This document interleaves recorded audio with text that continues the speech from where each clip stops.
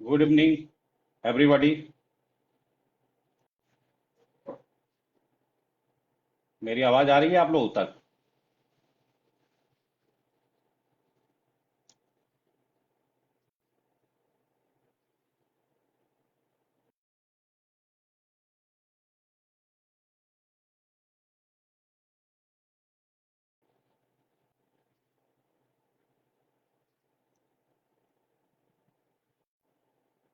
Good evening everybody.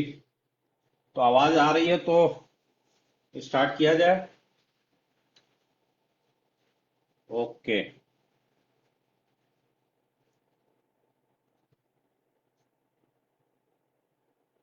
जैसा कि last sitting में हम लोगों ने डिस्कशन का ये टॉपिक रखा था कि रिमांड पे एग्जॉस्टिव डिस्कशन होगा और रिमांड से रिलेटेड प्रोविजंस डिस्कस करेंगे। और अभी ऑनरेबल सुप्रीम कोर्ट की क्या विधि व्यवस्था है, क्या इंटरप्रिटेशन है, उस पे भी अ, हम डिस्कशन करेंगे।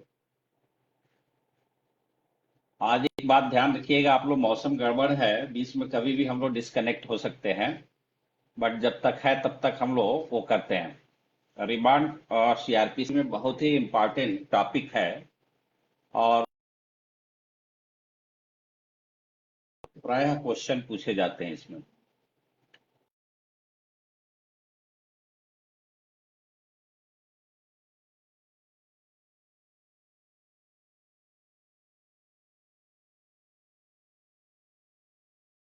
एक तो सेक्शन 167, दूसरा 309, 309 और तीसरा 209, 209। अब ये तीन तरह के रिमांड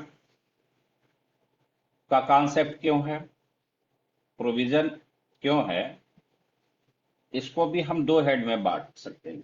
एक प्री कॉग्निजेंस, संज्ञान लेने से पहले की, और एक पोस्ट कॉग्निजेंस, संज्ञान लेने के बाद। तो अब ये जब दो डिवीजन हमने कर लिया तो पहला इसमें आता है प्री कॉग्निजेंस के लेवल पे ड्यूरिंग इन्वेस्टिगेशन 167। और जैसे ही इन्वेस्टिगेशन कंप्लीट हुआ 173(2) में पुलिस रिपोर्ट संबंधित मजिस्ट्रेट के पास, जिसको उस पे क्षेत्राधिकार है, ज्यूरिसडिक्शन है,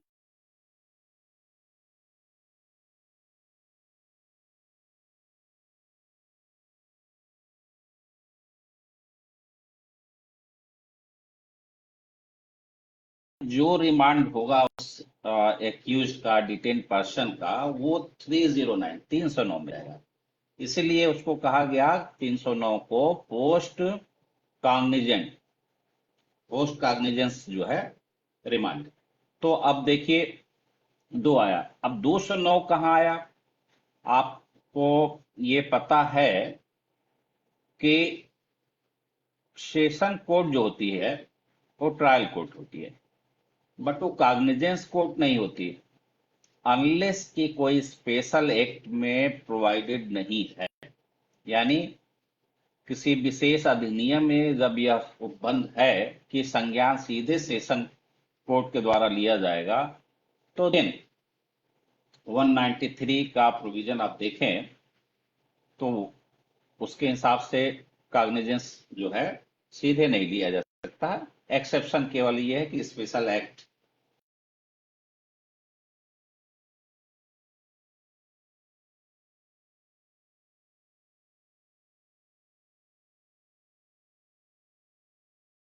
रिलेटेड एक्ट है। तो यहाँ पे कॉग्निजेंस क्या होता है, चूंकि ये सारे स्पेशल एक्ट हैं और जज साहब क्या है, स्पेशल जज है, तो वहां डायरेक्ट पुलिस जो भी एक्टिविटीज है, जो भी इन्वेस्टिगेशन के दौरान कोर्ट से उनको हेल्प चाहिए, वो उसी कोर्ट से उनका ट्रांजैक्शन होगा और चार्जशीट भी जाएगी सीधे वहीं पे। बाकी अदर देन स्पेशल एक्ट या स्पेशल प्रोविजन के, वो जाती है कहाँ पे, मजिस्ट्रेट का। मजिस्ट्रेट कॉग्निजेंस के लिए आया कहाँ पे, 190 में। 190 में तीन तरह से कॉग्निजेंस होते हैं, उस पर हम लोग अलग से डिस्कशन करेंगे। तो कॉग्निजेंस वहां पे ये है। तो प्री कॉग्निजेंस और पोस्ट कॉग्निजेंस। प्री कॉग्निजेंस का सीधा सा मीनिंग समझ लेना है कि 167 का रिमांड, 167 का रिमांड, यानी कि ड्यूरिंग इन्वेस्टिगेशन का रिमांड। अब आगे थोड़ा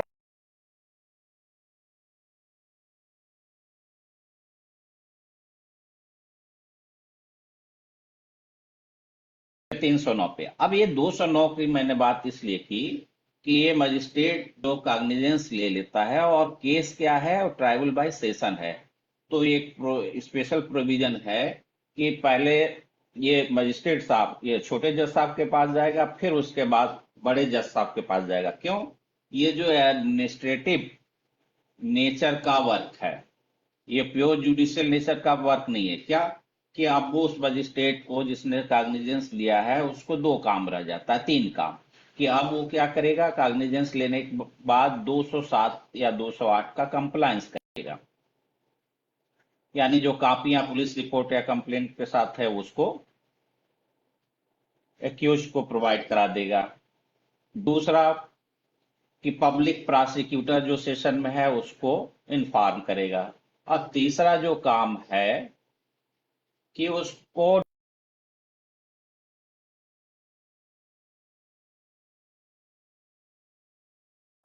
जिस कोर्ट कस्टडी में है और जेल में है, तो वहां पे उस इंफॉर्मेशन चली जाती है कि इस तारीख को इनको यहाँ प्रोड्यूस करना।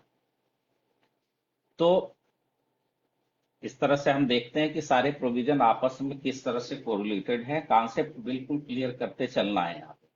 तो रिमांड की बात आई तो वहां पे 209 में केस कमिट होता है। हमने बताया मजिस्ट्रेट सेशन कोर्ट बड़ी कोर्ट है, उसकी अपनी डिग्निटी है, और हर मामले वहां सीधे ना पहुंच पाए और उस पर गंभीरता से विवेचन हो। इसलिए क्या होता है कि ये मजिस्ट्रेट साहब को ये पावर दे दिया गया है कि केस थ्रू कमिटल जाएगी और वहां ट्रायल होगी। तो इसीलिए जनरल प्रिंसिपल क्या है कि सेशन कोर्ट कॉग्निजेंस कोर्ट नहीं है।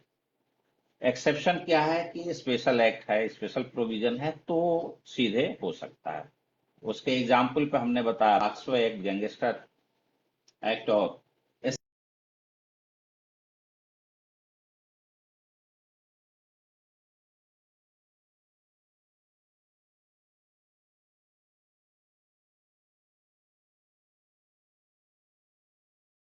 आता है। अब एक एक करके चलते हैं। 167 का रिमांड। अब 167 में करना क्या है? देखिए, प्रीलिम्स मेंस के पॉइंट ऑफ व्यू से अलग अलग क्वेश्चन बनते हैं, पर मोटा मोटा आपको क्या करना चाहिए जब इसको पढ़ रहे हैं कि इसका ऑब्जेक्ट क्या है,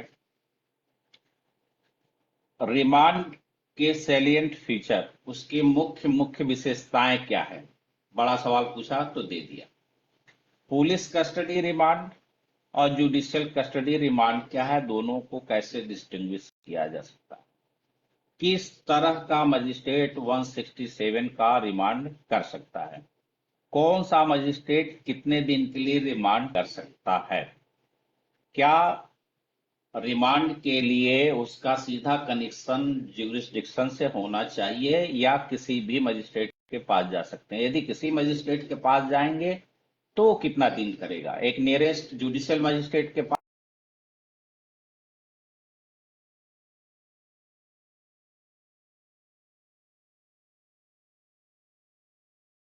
एग्जीक्यूटिव मजिस्ट्रेट को कितने दिन का पावर है, जैसे 7 दिन का है। और यहां ध्यान रखना है कि जो नियरेस्ट जुडिशियल मजिस्ट्रेट है वो मैक्सिमम 15 दिन का रिमांड कर सकता है। 15 दिन के बाद का जो रिमांड होगा वो जिसका क्षेत्राधिकार होगा, जिसका ज्यूरिसडिक्शन होगा, वो ही रिमांड कर सकता है। तो आप एक एक करके आते हैं। तो हमने कल एक आप लोगों को टास्क दिया था कि आप लोग ये देख लें कि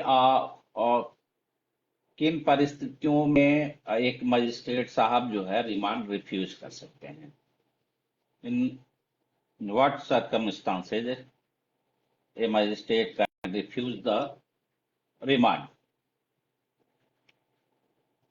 और इसी में दूसरा आता है कि कब पुलिस कस्टडी रिमांड के लिए।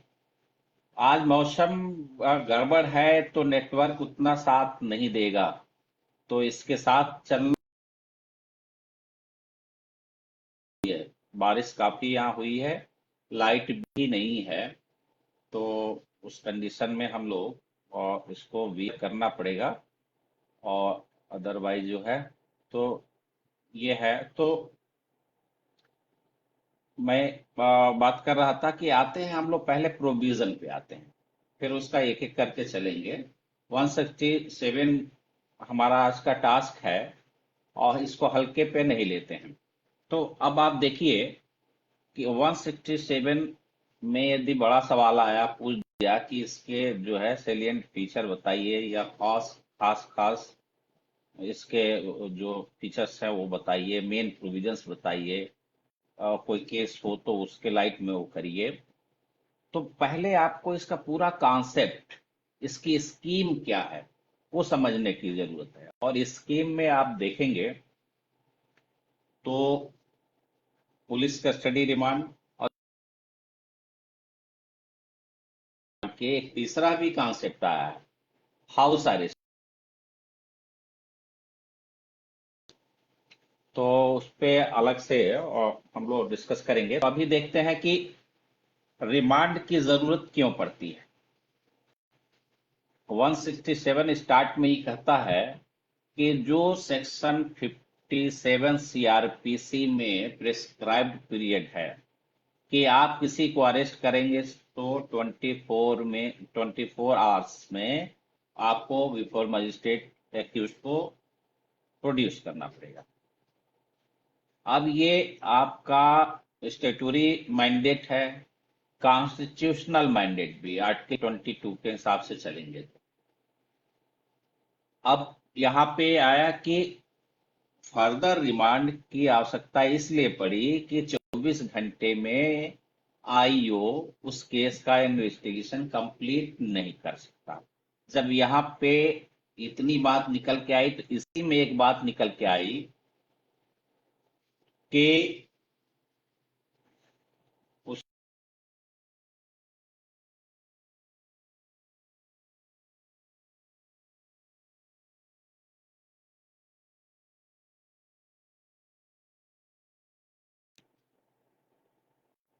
तो अब एक एक करके हम आते हैं कि इस 24 घंटे के बाद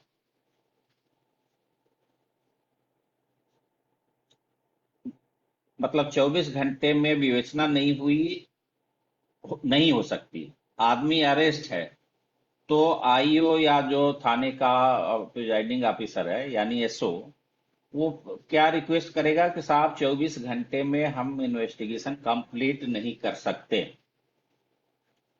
तो 24 घंटे में हम इन्वेस्टिगेशन कंप्लीट नहीं कर सकते तो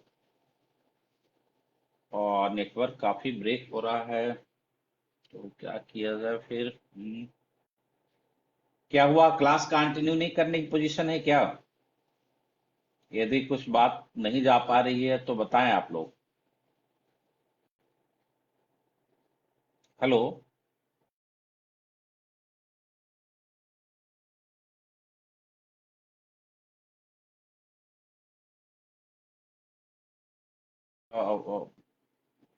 नेटवर्क ब्रेक हो रहा है, मौसम भी गड़बड़ है, इसलिए जो है आप लोग का रिस्पांस नहीं आ रहा है। मेरी आवाज आ रही है? हेलो। कुछ समझ में नहीं आ रहा है, तो फिर क्या करें, छोड़ते हैं हम लोग। Hello. Hello. Then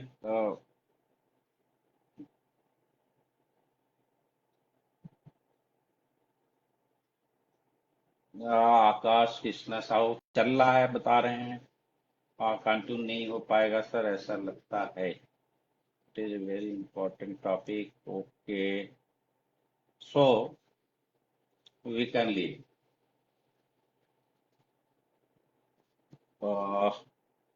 just 1 minute hold करिए, मैं एक और,